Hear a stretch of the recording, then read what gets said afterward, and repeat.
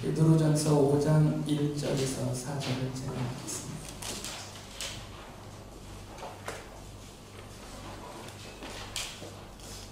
나는 여러분 가운데 장로로 있는 이들에게 같은 장로로서 또한 그리스도의 고난의 증인이요 앞으로 나타날 영광을 함께 누릴 사람으로서 권면합니다.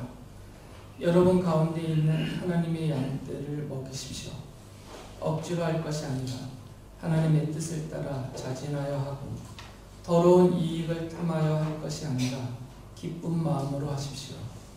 여러분은 여러분이 맡은 사람들을 지배하려고 하지 말고 양떼 모범이 되십시오. 그러면 목자장이 나타나실 때 변하지 않는 영광의 면류관을 얻을 것입니다. 아멘.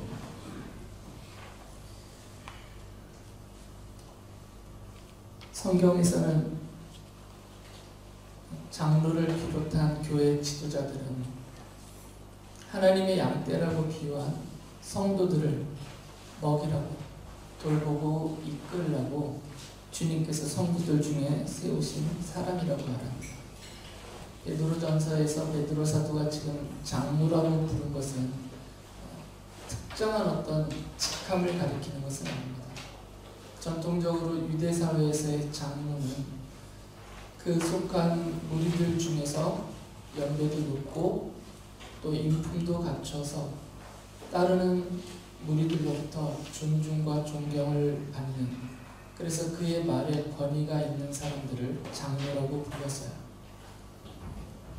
이것은 교회에서 특정하게 장로라는 직분을 맡긴 사람들에게만 베드로 사도가 하는 말이 아니고 장로를 비롯한 교회 지도자들, 높고 낮음과 상관없이 어떤 형태이든 간에 다른 사람에게 영향을 미쳐서 다른 성도들이 따르게 되는 그런 모든 사람을 가리킵니다. 그러니까 김찬이라는 이 목사의 직함을 갖고 있는 김찬이만 이런 권위가 있는 게 아니고요. 우리 아이들 사이에서도 따르는 쫓는 아이가 있고 이끄는 아이가 있어요. 아이들 사이에서도 지도자가 있다는 거죠. 그게 많고 적고 강하고 약하고를 떠나서 다른 사람이 나의 말과 나의 행동을 보고 귀 기울이거나 그리고 그것을 듣고 따르게 되면 나에게는 지도력이 있어서 그것이 드러나고 있는 거거든요. 그래서 지금 베드로 사도가 말하는 것은 교회 모든 지도자들을 말합니다. 이거는 직함을 말하는 것이 아니고 다른 사람에게 영향을 주고 다른 사람이 따르도록 이끌어가는 그런 모든 사람에게 한 말이고요. 그래서 이런 모든 교회 지도자들은 따르는 무리들 위해 군림하여서 자기의 이익, 베드로 사도는 그것을 더러운 이익이라고 표현했는데 이기적이고 개인적인 그런 또 세상적인 그런 이익을 취하려고 태도를 갖거나 그 위에 군림하면 안 된다는 것이죠. 바울 사도가 여러 지역에서 복음을 전파하고 십자가의 복음을 가르치고 또 그곳에 있는 성도들을 모아서 하나님의 말씀으로 양육을 했어요. 그리고 그 자리가 교회가 되었던 거죠. 누구의 가정에서 모였을 때 그 가정이 교회가 되었던 것이에요.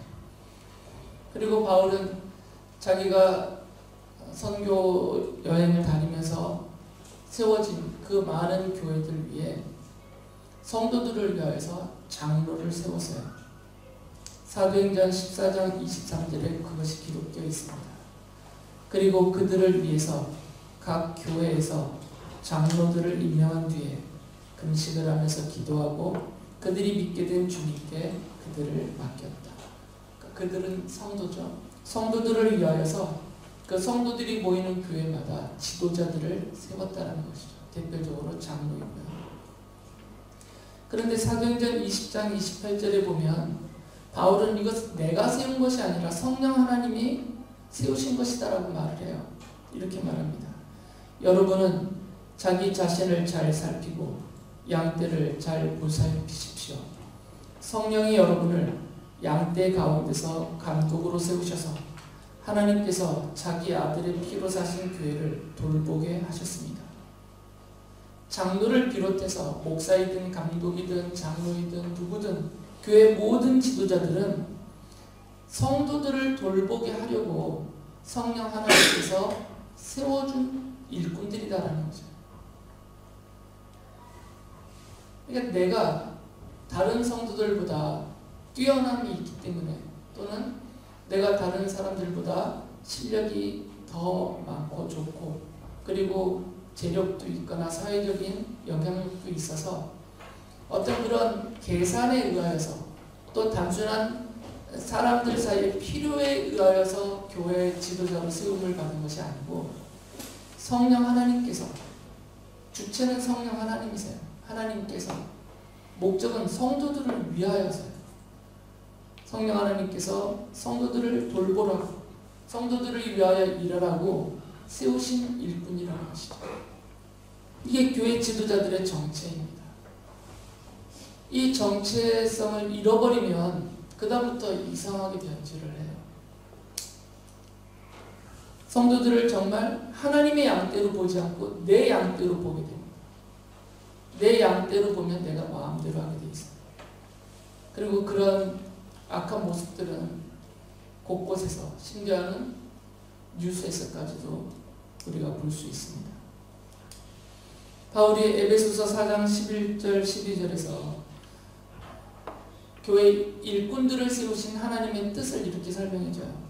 그분이 어떤 사람은 사도로, 어떤 사람은 예언자로, 어떤 사람은 복음 전도자로, 또 어떤 사람은 목사와 교사로 삼으셨습니다.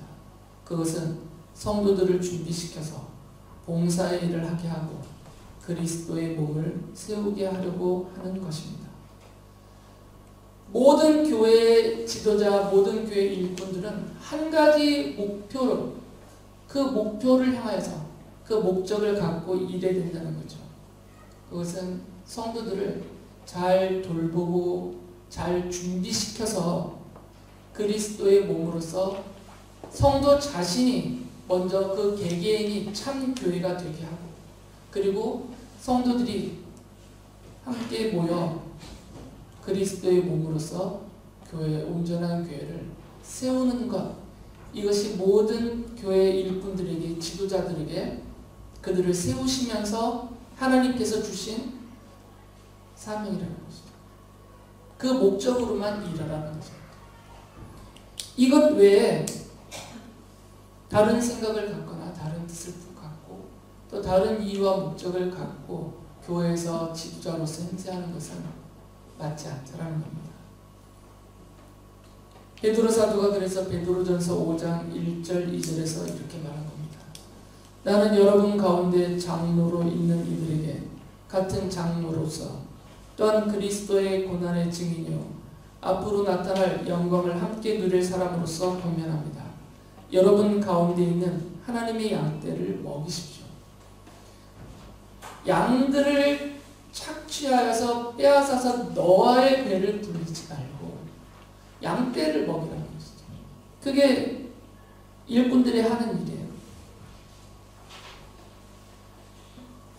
스가랴 예언자가 이렇게 경고를 했어요. 스가랴서 11장 17절을 보면 양떼를 버리는 쓸모없는 목자에게 재앙이 닥칠 것이다.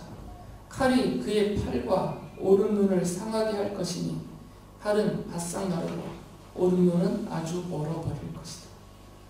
하나님의 양떼를 먹이라고, 하나님의 양떼를 돌보라고 하나님께서 교회의 지도자로, 목자로 세워줬는데 양떼를 돌보지 않고 버리면, 더 나아가서는 그 하나님의 양떼를 자신의 양떼로 여겨서 양떼를 착취하고 함부로 부리고 그 위에 군림하고 이러는 쓸모없는 목자들은 하나님의 정죄와 심판을 받는다는 것입니다.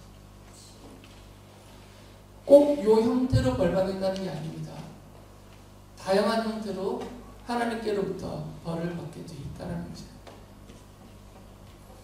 이거는 아무리 큰 교회 일뿐이냐 아니면 뭐 유명한 일뿐이냐 이거하고 상관없습니다.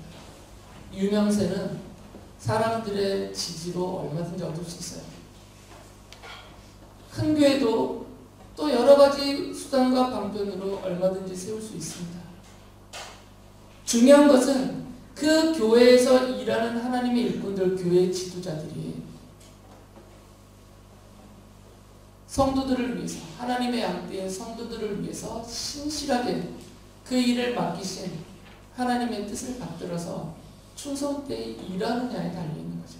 그렇지 않으면 평가는 한 가지입니다. 쓸모없는 목자, 악한 목자가 되는 것이죠.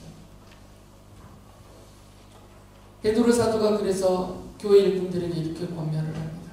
베드로전서 5장 2절에 보면 억지로 할 것이 아니라 하나님의 뜻을 따라 자진하여 하고 더러운 이익을 탐하여 할 것이 아니라 기쁜 마음으로 하십시오. 전에도 한번 제가 말씀을 드린 적이 있었는데요. 같이 목사님들과 이렇게 만나서 교제를 하다 보면 너무 힘들었나 봐요. 그분의 그 마음은 충분히 이해가 되는데 못하겠다 이런 표현들을 하세요. 목회 못하겠다. 당장이라도 그만두고 싶다. 근데 오죽하면 그런 말을 하겠어요. 너무 힘드니까. 그래도 교회 일꾼 지도자는 그런 말 하면 안 됩니다. 왜 그러냐면 쓸모없는 목자가 돼버려요.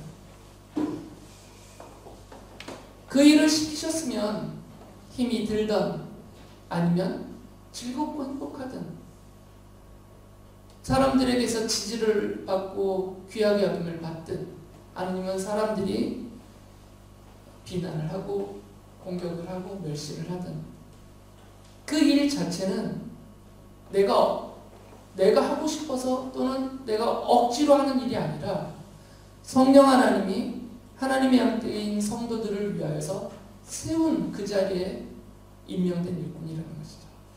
목사이든 장로이든 권사이든 집사이든 교사이든 누구든 간에 교회의 지도자들은 교회 일꾼들은 억지로 그 일을 하는 겁니다.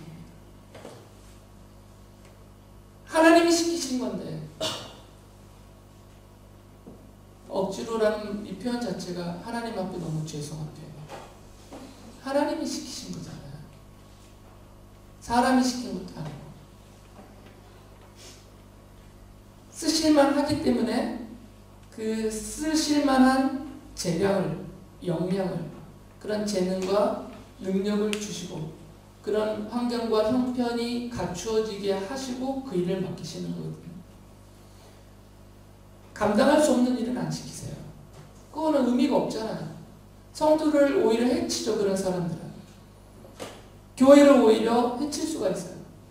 그러니까 하나님께서 내 마음에 목사를 통해서든 교회를 통해서든 어떤 교회의 일이 제안되었을 때 또는 교회의 필요가 나에게 전달되었을 때 감당할 수 없는 분들은 거절하면 돼요.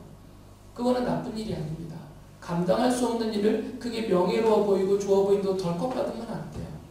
그 다음부터는 억지로 하게 되고 더러운 일을 취하게 되거든요. 내 마음에 기도하면서 아직 나는 일을 감당할 수 없다 하면 거절하면 돼요. 그리고 장차 그 일을 내가 거뜬히 감당할 수 있는 사람이 되도록 스스로를 키워나가시면 되거든요. 그런데 마음과 생각에서 이만큼은 내가 기도하면서 주님의 도우심을 받으면 내가 할 수 있겠다. 어느 정도라도. 이런 생각과 마음이 생기면 응답을 하시라는 거죠. 그리고 그렇게 맡았으면 그때부터는 기쁜 마음으로 해야 된다는 거죠. 나 같은 사람에게 나도 지금 돌봄을 받아야 될 보잘것없고 형편없는 처지인데 그런 나 같은 자를 양떼를 위해서 일하는 일꾼으로 세워준 것이 얼마나 감격스러워요. 제가 처음 신학을 시작을 하면서 작은 교회 교육전도사로 부임을 했어요. 그래서 그때 거기서 교회가 워낙 조그마니까 일을 많이 맡았습니다. 교육부서라는 부서들은 다 해보고 제 주제에 감히 성가대치기도 하고 일이 너무 많아요. 실제로. 더군다나 저는 그때 낮에는 회사를 다니고 야간에 신학 공부를 하고 그리고 어쨌든 주중이든 주말이든 계속 교회를 했거든요. 감당이 안 되는 거예요. 이게. 몸도 아프고 디스크도 터지고. 근데 제 마음속에 죄송합니다. 잘난 체 하는 게 아니라 이거 못 해먹겠다는 생각은 한 번도 든 적이 없어요. 왜냐면 그때 제가 늘 감격 속에 있었거든요. 나 같은 사람을 시켜주시다. 그럼 제가 개판이었거든요. 인생이. 제가 예수님을 믿기 전에는 정말 개판이었어요. 안 불러주셨으면 아마 제 인생은 벌써 비참하게 끝났을 겁니다. 제가 부끄럽고 마음을 밀렸지만 교회 칼럼에도 제가 고백하며 쓴 내용도 있어요. 중독에 대해서. 제가 노름 중독이 있었거든요.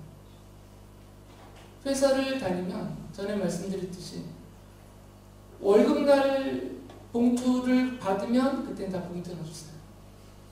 바로 노름하러 갔어요. 밤새고 봉투 털고 나왔거든요. 차비받아가고.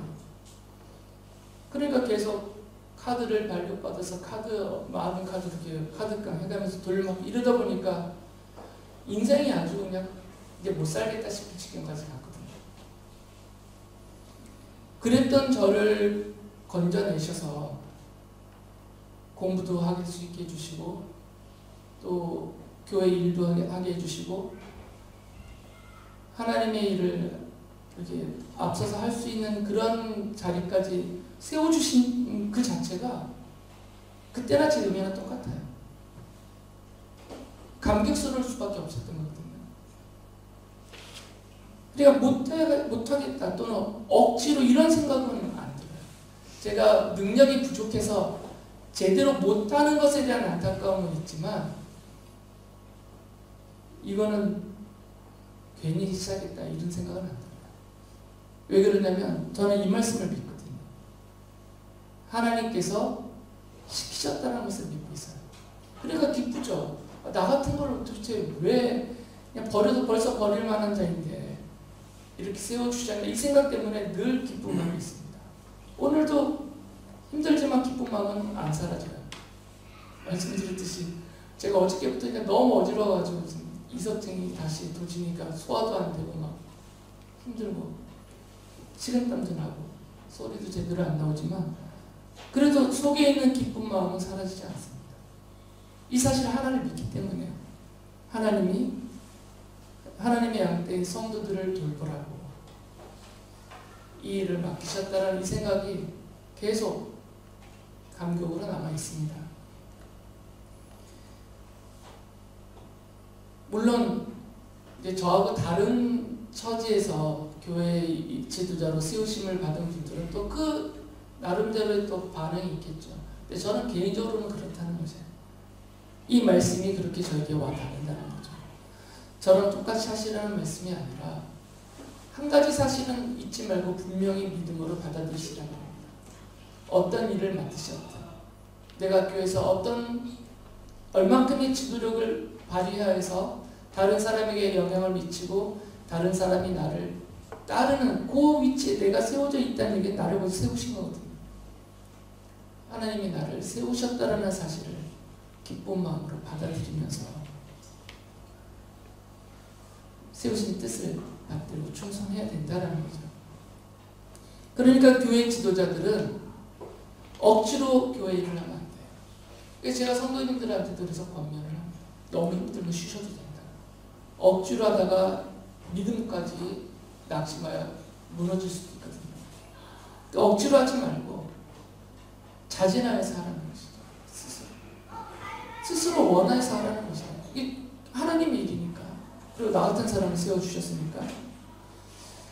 그리고 무엇보다도 하나님의 양떼인 성도들을 돌보고 성도들을 위해서 일하는 이 일은 하나님의 일이기 때문에 더러운 이익을 취하면 안 돼요. 여기서 말하는 더러운 이익이라는 것은 꼭 사기를 친다라는 게 아니고요. 다른 이익을 말해요. 다른 이익. 하나님의 일꾼이 하나님의 백성들을 위해서 일하는 것 외에 다른 생각, 다른 목적을 가지면 이것은 더러운 이익이 된다는 거죠. 원래 양들은 자신을 신실하게 돌보는 목자들을 따릅니다. 양들은 원래 그래요. 그러니까 베드로 사도는 양이 따르는, 보고 듣고 따르는 교회 지도자로 세움을 받은 사람들은 양이 나를 보고 따르니까 그 양들 앞에서 모범이 되어야 된다고 말하는 거죠. 베드로전서 5장 3절에서 그걸 말합니다. 여러분은 여러분이 맡은 사람들을 지배하려고 하지 말고 양떼의 모범이 되십시오. 따르는 양떼가 있으니까 수가 많고 적고를 떠나서 그 사람이 누구냐를 떠나서 나에게서 영향을 받고 있는 사람들이 있으니까 이 사람들 앞에서 내가 모범을 보여야 된다는 거죠. 모범이 되어야 된다는 거죠. 좋은 본을 보여줘야 올바르게 따라오기 때문이에요. 고린도후서 13장 10절에서 바울 사도가 이렇게 말을 해요. 내가 떠나 있는 동안에 이렇게 편지를 하는 것은 내가 가서 주님께서 주신 권한을 가지고 사건들을 처리할 때 너무 엄하게 대할 필요가 없게 하려는 것입니다. 이 권위는 여러분을 넘어뜨리라고 주신 것이 아니라 세우라고 주신 것입니다. 교회 지도자들에게는 하나님이 주시는 권위가 있습니다. 뭐 대단치 않아도 권위가 있어요. 이것은 하나님이 주시는 권위입니다. 그런데 이 권위는 성도들을 세우라고 주신 권위지 성도들을 자기의 더러운 이익을 취하느라고 넘어뜨리라고 주신 권위가 아니라는 거죠. 그러니까 교회 지도자들에게 함부로 말도 못하게 하는 것은 말이 안 된다는 거죠. 여러분, 양들이 원하는 것을 내가 모를 경우에, 지도자들이 모를 경우에는 양들의 소리가 들려야 되잖아요. 어떻게 다 합니까? 목자가 치는 많은 양떼들 중에 울음소리는 다 비슷비슷할 거네, 양떼들이. 그런데 그 양들의 사정은 다 다르거든요. 어떤 양은 배고파서 울 수도 있고, 어떤 양은 발바닥에 뭐가 아픈 게 박혔다고 울 수도 있고, 또 어떤 양은 옆에 놈이 때린다고 울 수도 있고, 막 그럴 거 아니에요. 그러면 그 목자는 그 양들의 울음을 알아야죠. 주의하여 듣고 알고 파악을 해서 그 아파 우는 울음을 없애주는 게 양의 목자가 하는 일이거든요. 그런데 이 양이 이건 우스개입니다. 제가 너무 맨날 진지하게 얘기하니까 웃지도 않으시는데 그 영상을 보면 양 그릇에 양 나오는 영상 좋아하거든요. 이 목자가 주인이 앞에 있는 양들만 자꾸 챙기니까 저 뒤에 있는 양이 막 달려서 목자의 엉덩이를 그냥 팍 받아버리더라고요. 그래서 막 넘어지는 그런 영상이 있는데 받는 이유가 있는 거 아니에요. 저는 모르죠. 왜 박았는지. 근데 걔도 이유가 있으니까 박았을 거 아니에요.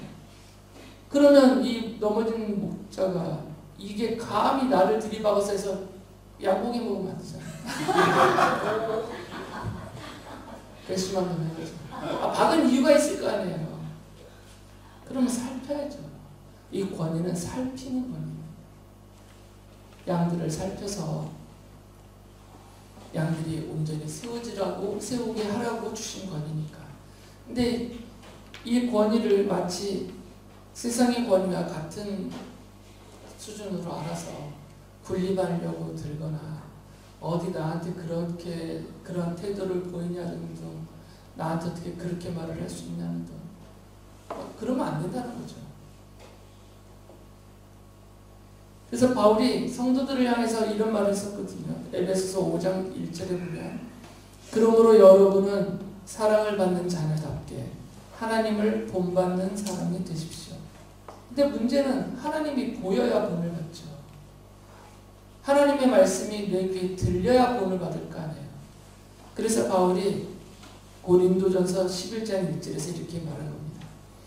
내가 그리스도를 본받는 사람인 것과 같이 여러분은 나를 본받는 사람이 되십시오. 아직 믿음이 연약하신 분들은 하나님이 안 보여요. 느껴지지도 않고 들리는 것도 없고 보이는 것도 없단 말이에요. 본을 받고 싶은데 하나님의 백성으로서 하나님의 자녀로서 하나님을 본받고 따르고 싶은데 뭐 보이거나 들려야 본을 보죠. 그래서 바울이 좀 믿음이 성숙하고 그리고 자기처럼 앞서서 교회 일꾼으로 하나님과 성도들 사이에서 일하는 자신을 놓고 이렇게 말한 겁니다. 고린도전서 11장 1절에 말이 그 말이에요. 내가 그리스도를 본받는 사람인 것과 같이 여러분은 나를 본받는 사람이 되십시오. 그러니까 바울의 말은 나를 본받으세요가 아니라 내가 지금 하나님을 본받고 있는 이것을 본받으라는 얘기예요. 바울을 보면서 어떻게 하나님을 본받는지 그 바울이 하나님을 본받는 삶, 그 모습을 보면서 그걸 본받으라는 거죠. 바울 개인을 본받으면 안 돼요. 바울도 죄인으로서 인간에 불과하니까. 아무리 사도라 해도 그 자신 또한 연약함과 부족함과 어리석은 가운데 있는 한갓 인간에 불과하기 때문에 사람을 본받으면 사람밖에 더 되겠어요. 그러니까 바울을 본받으면 안 됩니다. 바울이 하나님을 본받고 살고 있는 그 자세, 태도, 그 경건함, 그 경외심 이런 걸 보고 같이 그렇게 하라고 얘기해요. 교회 지도자들이 양떼 본이 되어야 된다는 얘기는 모범이 된다는 얘기는 그 본을 보여준다는 얘기잖아요. 그러면 교회 지도자들이 성도들을 향해서 뭘 본을 보여주겠어요? 규표야 민혁아 너희들 이렇게 공부하면 서울대 간다 이거 보여주라고 교회 지도자 세운 거 아닙니다. 할 수만 있다면 도와주고 싶단다 나도 능력이 있다는 거. 아니 어떻게 하면 주식 투자 잘해서 대박난다 이런 거 가르쳐주려고 교회 지도자를 세운 건 아니잖아요. 물론 그런 거 잘 들어서 잘 사세요. 근데 하나님은 본받을 수 없다는 겁니다. 교회로서 온전히 세워질 수는 없어요. 그런 거 본받아가지고는 어디다 투자하고 어디다 집을 사고 이런 거 본받아가지고는 세상적인 부유함은 얻을 수 있지만 하나님을 본받는 하나님의 사람으로서 참 성도의 교회로서 세워지진 않아요. 그런 거 가지고는. 그러니까 교회 지도자가 보여줄 것은 뭐냐면 내가 어떻게 하나님을 경외하고 있는지 어떻게 경건하게 하나님을 섬기려고 하고 있는지 어떻게 애쓰고 있는지 이 모습을 보여주라는 거죠. 그러면 믿음의 연약한 성도들은 그걸 보면서 아 나도 저렇게 하나님을 경외하면 되겠구나. 이렇게 경건함에 힘쓰면 되겠구나. 그걸 따라할 수 있다는 것이죠. 성경은 기록된 하나님의 말씀인 성경은 입으로만 전달되지가 않습니다. 입으로만 전할 수가 없습니다. 이 귀한 하나님의 생명과 진리의 말씀을 목회자가 아주 능수능란하게 아주 설득력 있게 설교로 여러분에게 전달해 놓아도 그 목사의 삶이 엉망이면 성도들에게 하나도 영향을 못 미쳐요. 오히려 더 성경을 의심하게 만듭니다.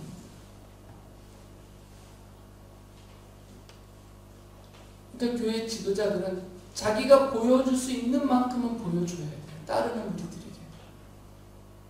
그 경외함과 그 경건함에 힘쓰는 모습을 보여줄 수 있어야 된다는 것이죠.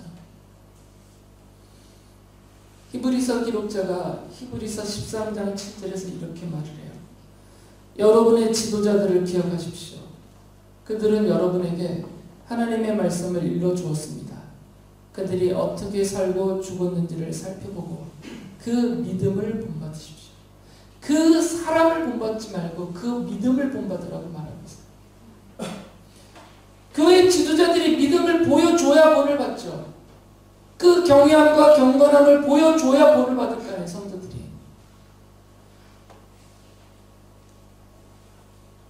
바울은 디모데 목사님에게 보낸 디모데전서 3장 7절에 이렇게 말을 해요.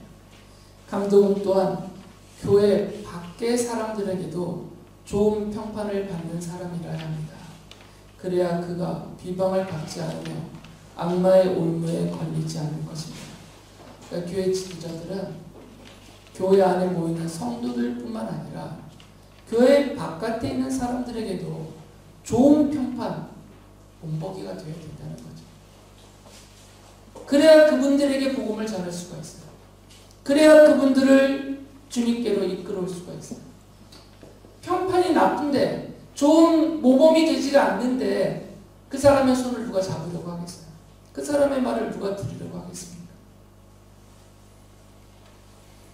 바울이 디모데전서 4장 12절에서 이렇게 말을 해요. 아무도 그대가 젊다고 해서 그대를 업신여기지 못하게 하십시오. 도리어 그대는 말과 행실과 사랑과 믿음과 순결에 있어서 믿는 이들의 본이 되십시오. 최선을 다해야 됩니다. 그 일을 아이에게 맡기셨기 때문에. 디도 목사님에게 보낸 편지에서도 이렇게 말해요. 디도서 2장 7절에 보면 그대는 모든 일에 선한 행실의 모범이 되십시오. 가르치는 일에 순수하고 위엄 있는 태도를 보여야 합니다. 모든 일에 선한 행실의 모범이 되라는 거죠. 선한 모범이 되라는 거예요.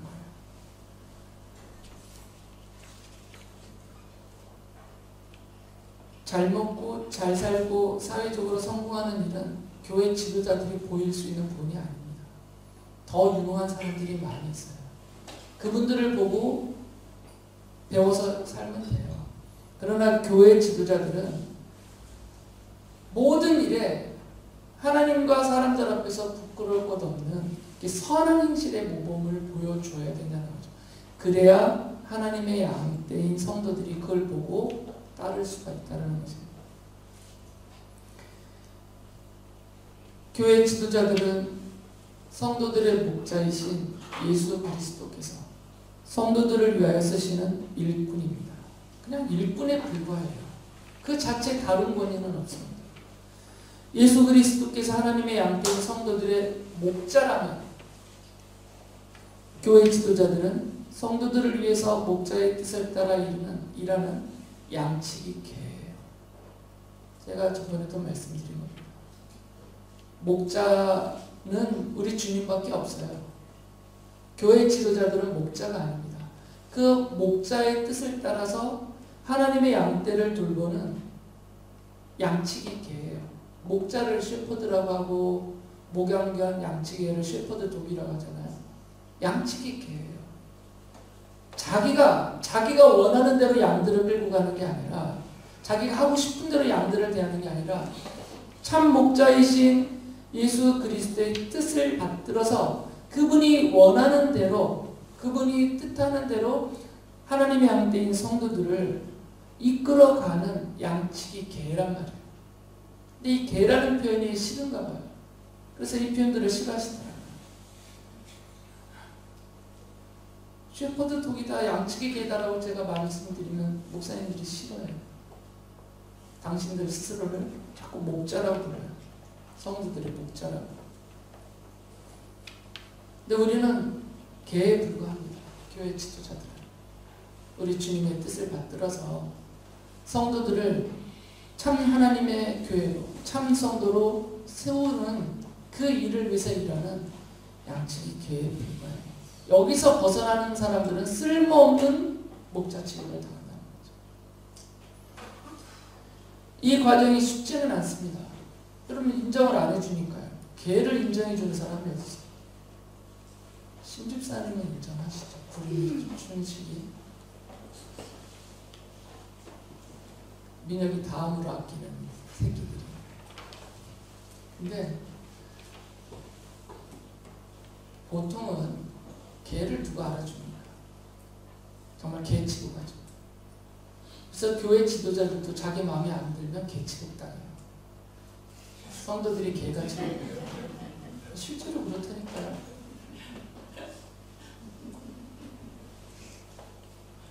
그런데 성도들이 어떻게 여기냐를 떠나서 우리는 누구한테 평가를 받냐면 교회 지도자들은 부리시는 목자이신 우리 주님께 평을 받습니다.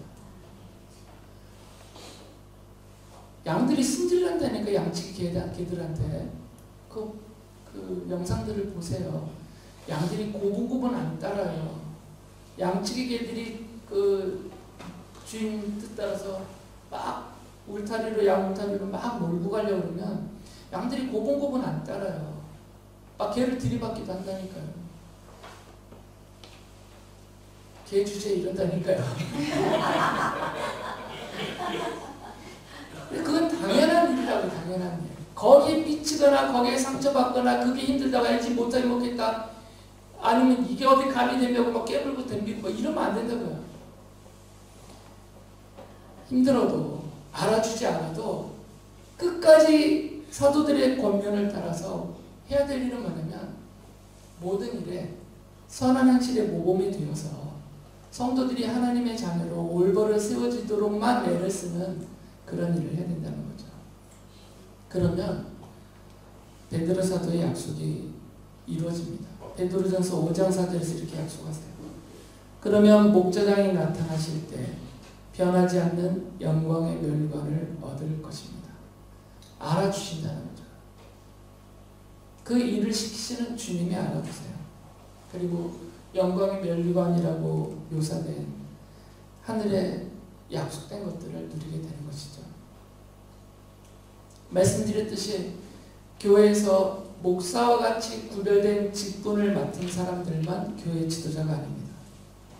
모든 성도는 각자의 믿음과 역량을 따라서 주님께서 맡기신 일과 역할이 있는 교회 지도자들이에요.